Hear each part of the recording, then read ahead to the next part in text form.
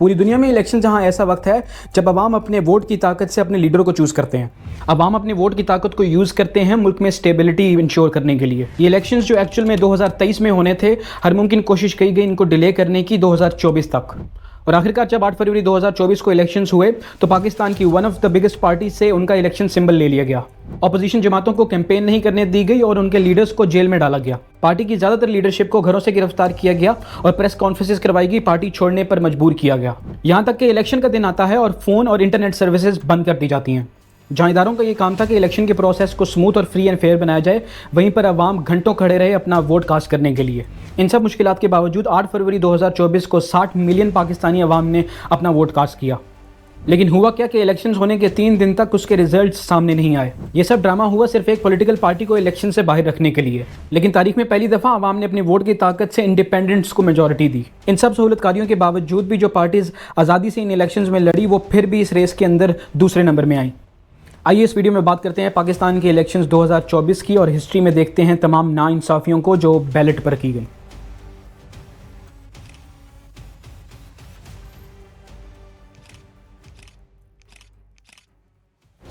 Democracy या जमहूरियत एक ऐसे पौधे की तरह है जिसको वक्तन फ़वक्तन पानी देना पड़ता है और अगर ऐसा ना किया जाए तो उसकी जड़ें कमज़ोर रहती हैं।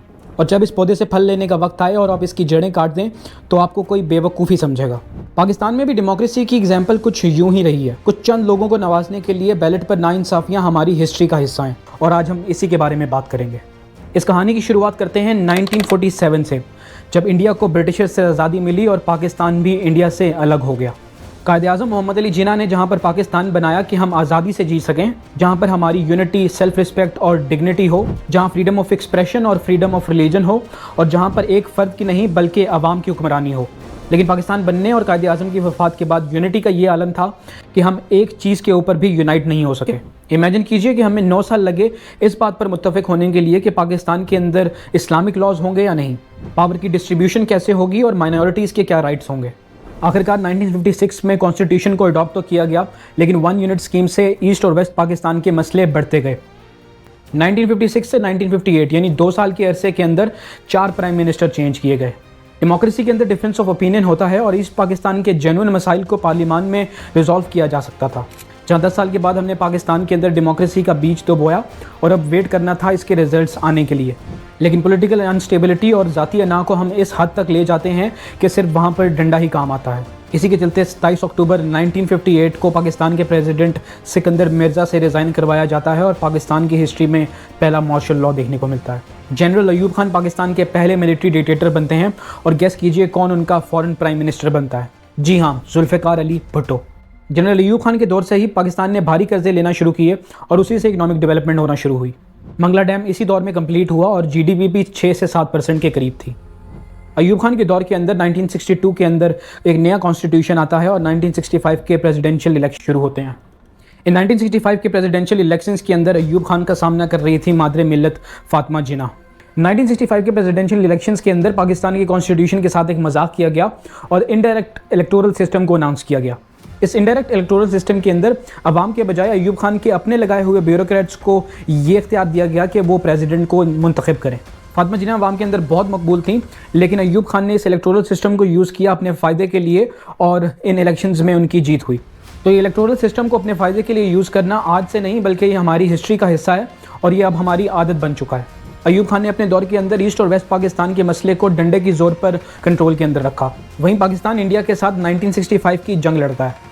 1965 की जंग के बहुत से इंटरेस्टिंग फैक्ट्स हैं जो कि मैं आपको किसी और वीडियो के अंदर बताऊंगा। अभी के लिए सिर्फ इतना जान लीजिए कि 1965 के बाद अयूब खान का बुरा दौर शुरू हुआ और Zulfikar Ali Bhutto as a saviour Pakistan के लिए सामने आए।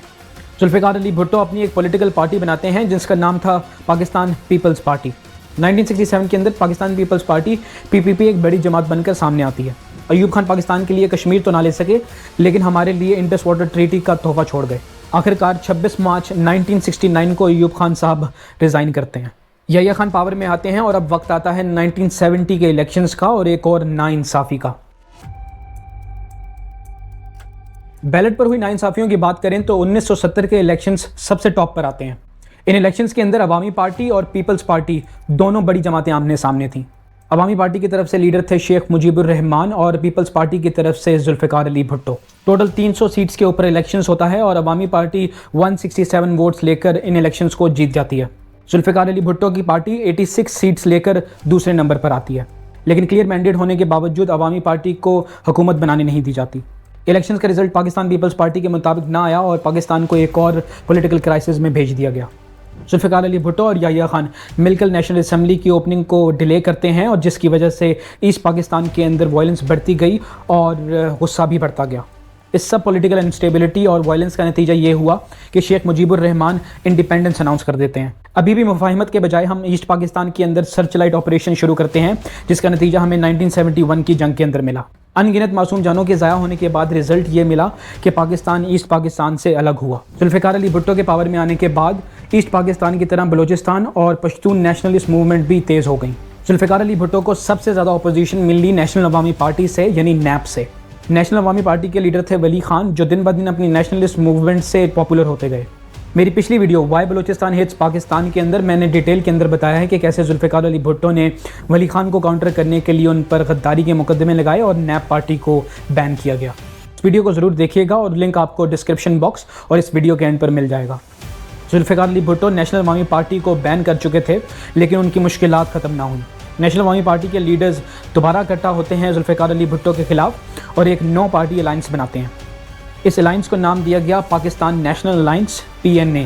PNA के इस अलायंस के अंदर टोटल 9 पार्टीज़ थीं, जिनमें से 2 बड़ी जमातें थी PML और जमात इस्लामी।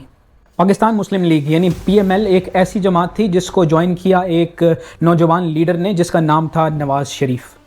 इसी के चलते 1977 के इलेक्शंस होते हैं और पाकिस्तान पीपल्स पार्टी 216 सीट्स में से 155 सीट्स जीत जाती है। इन इलेक्शंस के अंदर PNA को सिर्फ 36 सीट्स ही मिल पाती हैं। PNA पाकिस्तान पीपल्स पार्टी पर इलेक्शन रिगिंग का इल्ज़ाम लगाती है और कहती है कि स्टेट मशीनरी को यूज़ किया गया PNA को हराने के लिए। और दूसरी तरफ जुल्फ़िकार अली भुट्टो ये बयानिया बनाते हैं कि PNA को सपोर्ट कर रही है एस्टेब्लिशमेंट और ये डेमोक्रेसी के लिए एक ख़तरा है। PNA और पीपल्स पार्टी के बीच बहुत सी नेगोशिएशंस हुई, लेकिन शायद बहुत देर हो चुकी थी। पॉलिटिकल अनस्टेबिलिटी को आड़ बनाकर एक दफ़ा फिर पाकिस्तान की हिस्ट्री के अंदर मार्शल लॉ लगता है और ज़ियाउल हक पाकिस्तान के मिलिट्री डिक्टेटर बनते हैं। कुदरत का निज़ाम देखिए कि जुल्फ़िकार अली भुट्टो जो मिलिट्री के सहारे से पावर के अंदर आए, उनको मिलिट्री डिक्टेटरशिप के अंदर ही फांसी दी गई। अब शुरू होता है जनरल ज़ियाउल हक का दौर। जनरल ज़ियाउल हक की डिक्टेटरशिप के अंदर ही नवाज शरीफ उनके पहले फाइनेंस मिनिस्टर बनते हैं और फिर उसके बाद CM पंजाब बनते हैं। ज़ियाउल हक के दौर के अंदर नवाज शरीफ जहां पर वजारतें इंजॉय कर रहे थे, वहीं पर बेनज़ीर भुट्टो पीपल्स पार्टी के लिए एक रोशनी का चिराग बनकर सामने आती हैं। ज़ियाउल हक ने अपने पूरे दौर के अंदर पीपल्स पार्टी को दीवार से लगाए रखा। बेनज़ीर भुट्टो को जेल में रखा गया, एग्जाइल में भेजा गया, लेकिन फिर भी वो डेमोक्रेसी के लिए आवाज़ उठाती रही। इसी के चलते ज़ियाउल हक की प्रेसिडेंसी के अंदर 1985 के इलेक्शंस होते हैं। ज़ियाउल हक की प्रेसिडेंसी के अंदर 1985 के इलेक्शंस वो पहले इलेक्शंस थे जिसके अंदर किसी पॉलिटिकल पार्टी को लड़ने नहीं दिया गया, बल्कि सारे नेशनल असम्बली के मेंबरान एज अ इंडिपेंडेंट लड़े। इलेक्शंस के बाद मोहम्मद खान जुनेजो पाकिस्तान के PM बनते हैं, लेकिन ये एक डमी PM के अलावा कुछ और नहीं थे, बल्कि सब कुछ ज़ियाउल हक ही कंट्रोल करते थे। इसी के चलते ज़ियाउल हक और नेशनल असम्बली के बीच टेंशन्स बढ़ती गईं, लेकिन ज़ियाउल हक साहब के पास इस सब सिचुएशन को काउंटर करने के लिए पहले से ही प्लान मौजूद था। ज़ियाउल हक 1985 के अंदर कॉन्स्टिट्यूशन में 8th अमेंडमेंट कर चुके थे, जिसमें प्रेसिडेंट को फुल पावर थी नेशनल असम्बली को डिसॉल्व करने की। ज़ियाउल हक इसी 8th अमेंडमेंट का सहारा लेते हैं और पूरी नेशनल असम्बली को घर भेज देते हैं। 85 के इलेक्शंस के 3 साल के बाद यानी 1988 को ज़ियाउल हक नेशनल असम्बली डिसॉल्व करते हैं और नए इलेक्शंस को अनाउंस करवाते हैं।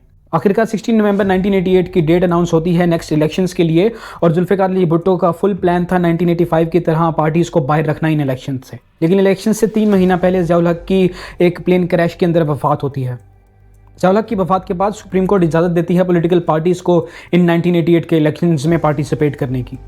1988 आते आते पीपल्स पार्टी, जो कि ज़ियाउल हक की रिजीम के अंदर बहुत सख्तियाँ झेल रही थी और उनको दीवार से लगाया गया था, वो पॉपुलर होना शुरू होती है। पाकिस्तान की आवाम बेनज़ीर भुट्टो को एज अ करिस्मेटिक लीडर तस्वुर करने लगी थी। बेनज़ीर भुट्टो और पीपल्स पार्टी दिन ब दिन पॉपुलर होते गए। पाकिस्तान पीपल्स पार्टी की पॉपुलैरिटी को काउंटर करने के लिए एक दफ़ा फिर कोलिशन बनती है, जिसको नाम दिया गया IGI का। इस IGI के कोलिशन के अंदर भी 9 जमातें थी, जिसमें से 2 बड़ी जमातें PML और JUI थी। उस वक्त PML के पार्टी हेड गुलाम मुस्तफ़ा जतोई थे, लेकिन सबसे ज़्यादा लाइमलाइट में आने वाली शख्सियत जो थी, उनका नाम था नवाज शरीफ। ये बात किसी से आज ढकी छुपी नहीं कि IGI को इस्टेब्लिशमेंट ने लॉन्च किया पीपल्स पार्टी और बेनज़ीर भुट्टो को काउंटर करने के लिए। इसी के बारे में आगे चलकर 2012 के अंदर डॉन न्यूज़ में एक खबर शाया हुई जिसके अंदर रिटायर्ड ISI जनरल हामिद कुल ने इस चीज़ का इंकशाफ किया।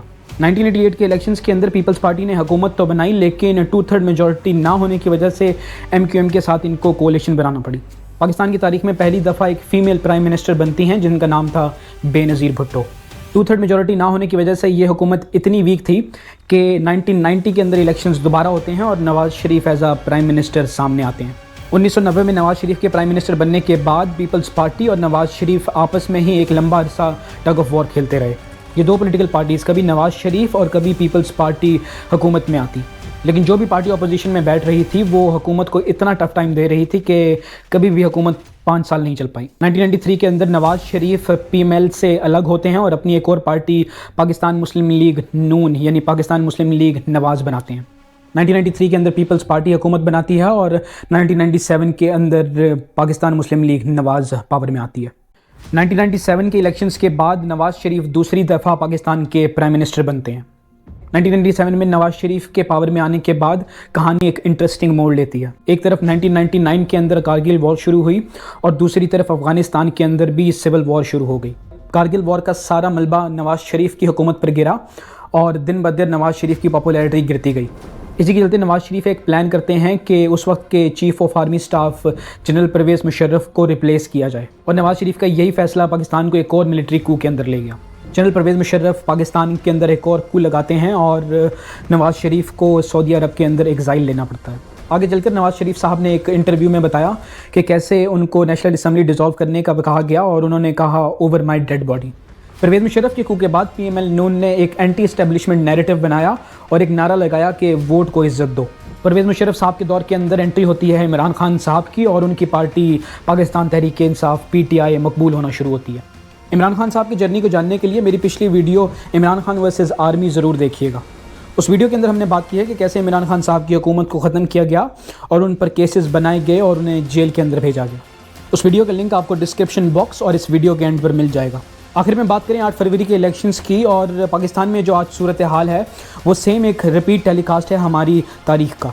आज की सूरत हाल में आप एक चीज़ हमारी हिस्ट्री से कॉमन देखेंगे। पहले तो आमरीत और मिलिट्री डिक्टेटरशिप के अंदर वजारतें इंजॉय करो और अपोजिशन पार्टीज़ को दीवार से लगाओ, और फिर अपनी पॉलिटिकल पार्टी बनाओ और पॉपुलैरिटी और सिंपैथी का वोट लेने के लिए उसी एस्टेब्लिशमेंट के खिलाफ खड़े हो जाओ। इमरान खान साहब भी जब तक मिलिट्री एस्टेब्लिशमेंट के साथ एक पेज पर थे सब कुछ ठीक रहा, लेकिन वो एक पेज जैसे ही 2 पेज हुआ इमरान खान साहब ने भी बाकियों की तरह एक डेडलॉक की पॉलिटिक्स को अपनाया। ये एक ऐसा विशियस साइकिल है जिसके अंदर हम आज़ादी से फंसे हैं। इस बात में कोई शक नहीं कि एस्टेब्लिशमेंट का रोल हमेशा से रहा है पॉलिटिक्स के अंदर, लेकिन जब भी हमारे पॉलिटिशियंस को मौका मिला है इन्होंने डेमोक्रेसी के बजाय एस्टेब्लिशमेंट की गोद को इख्तियार किया। आज जिन नवाज़ शरीफ साहब के लिए ये सारी सहूलतकारी की जा रही है ये वही नवाज़ शरीफ है जिन्होंने 99 के अंदर आर्मी को जवाब दिया था डेमोक्रेसी के लिए ओवर माई डेड बॉडी। और आज नवाज़ शरीफ साहब एक ऐसी हुकूमत का हिस्सा बनने जा रहे हैं जिसके खुद वो वज़ीर आज़म नहीं बनना चाहते। वहीं पर हम इस्टेब्लिशमेंट और पॉलिटिशियंस को तो क्रिटिसाइज़ करते हैं लेकिन अवाम के वोट करने के डिसीजन को क्रिटिसाइज़ नहीं करते। हमें इस पर भी बात करना होगी कि आखिर जब अवाम ने वोट डाला तो उसके पीछे कोई लॉजिक या मंतक थी या फिर इमोशनली मैनिपुलेट होकर हमने वोट डाला। हम उस पाकिस्तान में रह रहे हैं जहाँ पर यह सोच है कि हमारे लीडर ने कह दिया कि एक खंबे को वोट डालो तो हम एक खंबे को वोट डाल देंगे। हम एक ऐसे मुल्क के अंदर रहते हैं जहाँ पर हम या तो वोट डालते हैं एक हमदर्दी की बेसिस पर जिसे सिंपैथी वोट कहा जाता है, या ज़ात पात और बरादरी की बेसिस पर वोट डालते हैं, या उसको वोट डालते हैं जो मीडिया पर आकर हमें ज़्यादा इंटरटेन करे और बढ़ गया जैसे नारे लगवाए। आपके वोट से ही फिरदौस आशिक अवान, तलाल चौधरी और शहबाज गिल जैसे लोग पार्लियामान के अंदर पहुँचे हैं जिनका काम सवाए बदतमीज़ी के और कुछ नहीं है। वहीं पर मंजूर पश्तीन, जिब्रान नासिर, ANP और BNP जैसी पार्टीज़ का इन इलेक्शंस के अंदर हारना हमारे लिए एक लम्हा फ़िक्रिया है। तो जिन लोगों को आप वोट डालते हैं वो कैसे पार्लियामान के अंदर एक लेजिस्लेशन करवा सकते हैं। पिछले 70 सालों से हम ऐसे ही वोट डाल रहे हैं और अगले 70 साल भी अगर ऐसे ही डालते रहे तो आपकी ज़िंदगी में कोई फ़र्क नहीं आएगा। शुक्रिया।